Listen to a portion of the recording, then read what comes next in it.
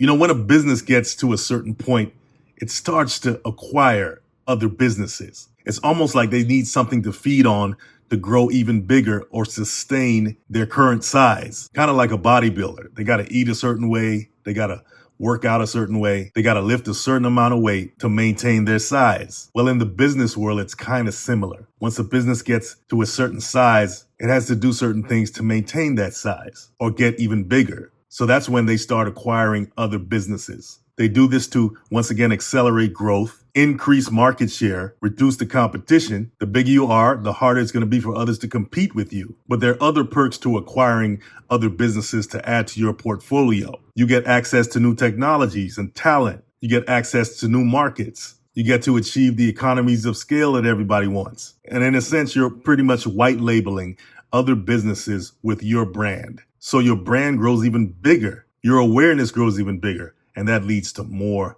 and more money. When businesses acquire other businesses, that gives them a quicker path to expansion than just regular organic growth alone. Think of any big business right now. I don't care what it is. Acquisition of other businesses is a crucial part of their strategy.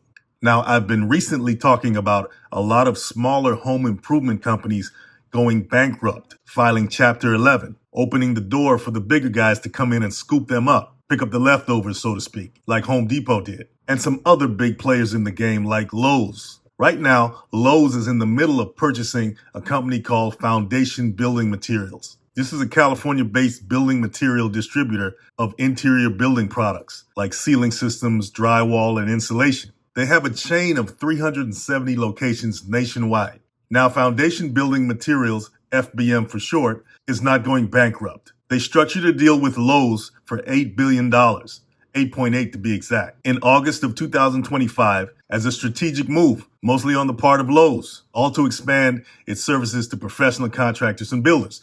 This is a response to what Home Depot's doing because Home Depot just purchased a company called SRS Distribution. SRS is a leading distributor of roofing, pool, and landscaping supplies to professional contractors. Home Depot bought them for $18 billion in an all-cash transaction. This was last year, and it just took about 3 months to close. This is the kind of capital that these companies are deploying. Imagine an $18 billion all-cash transaction. There may have been some debt involved, but it was probably mostly cash. This is some high-stakes business transactions. Now, let me clear the record on Home Depot, because I don't like throwing people's names out there without actually disseminating the truth. Home Depot doesn't acquire entire bankrupt home improvement businesses, but they do and have been taking advantage of the turmoil in the home improvement sector to obviously expand its market share. Recently, the home improvement industry has been experiencing an economic downturn. And as always, that causes many smaller competitors or many smaller businesses who can't hang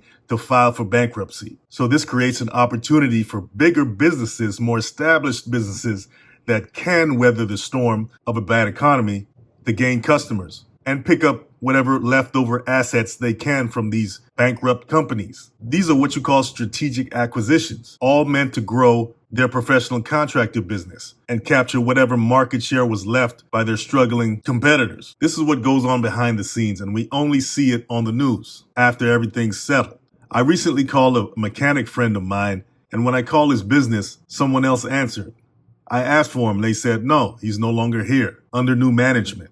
I remember when he had a small bay at another location. Then I saw him maybe a couple of years later, and he had this new location with a lot more space and a lot more services. I don't know what happened, but he's no longer there and it's under new management. This is the name of the game. Now, if you haven't noticed a pattern yet, there's a race between Home Depot and Lowe's to capture the professional contractor market. Why is that? Well, let's look at it. Professional contractors aren't like regular DIY homeowners that come into the store. The regular DIY customer might spend about $50 to $100 per visit. A professional contractor, on the other hand, they place orders worth thousands of dollars and they visit multiple times per week, even per day. Professional contractors are far more predictable than a regular DIY customer as well because they're consistent, they purchase year-round, unlike seasonal DIY customers. The pros generate around 45% of Home Depot's revenue and about 25% of Lowe's. That's despite representing a much smaller percentage of total customers. So it just makes sense to acquire or scoop up businesses that cater to the professional contractor, no matter how much it costs in the beginning, because this is the lifeblood of your business. The professional market is all about relationships, specialized services, and industry expertise. And you just can't build that stuff overnight, just expanding organically on your own. The professional market, they come with specialized suppliers who understand how they work, what their credit needs are, their job site delivery requirements, and whatever other technical needs that they have. You're talking about decades-long relationships that they've cultivated with their customers, along with a deep knowledge of the local market. Imagine trying to build these types of relationships on your own. It would take forever. Traditional big box retailers like Home Depot and Lowe's don't necessarily have the expertise to do this. That's why they need, not just want, they need to acquire businesses that already have these established relationships with customers and the knowledge and the job site needs and contractor credit programs and everything else. So they're looking at the DIY market compared to the professional contractor market or the pro market. And they're seeing that the DIY market presents limited growth compared to the professional market. Professional customers are just more profitable. Just look at the numbers. They buy in larger quantities. They require less hand-holding or customer service. And once again, predictable purchasing patterns is always good for a business. That's how they can strategically plan. That's not really the case as much for DIY customers.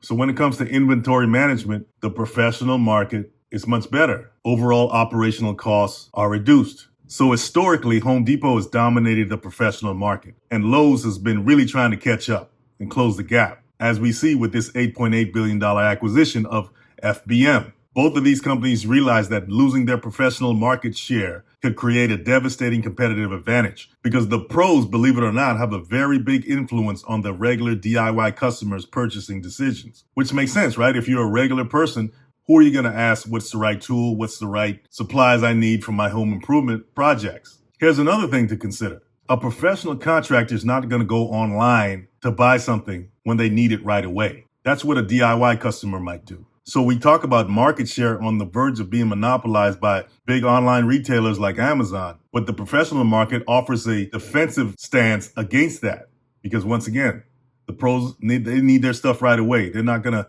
wait a day or whenever for their delivery. They're going to go into the store when they need it right away. They don't have time to be jumping from website to website looking for the best price. They have projects to complete, jobs to complete, so they can get paid. So Home Depot and Lowe's, they need the professional market. They don't want them, they need them. So as we see, the acquisition strategy allows these companies to turn into full service providers to the DIY customer, to the professional contractor, and all the way to the bank.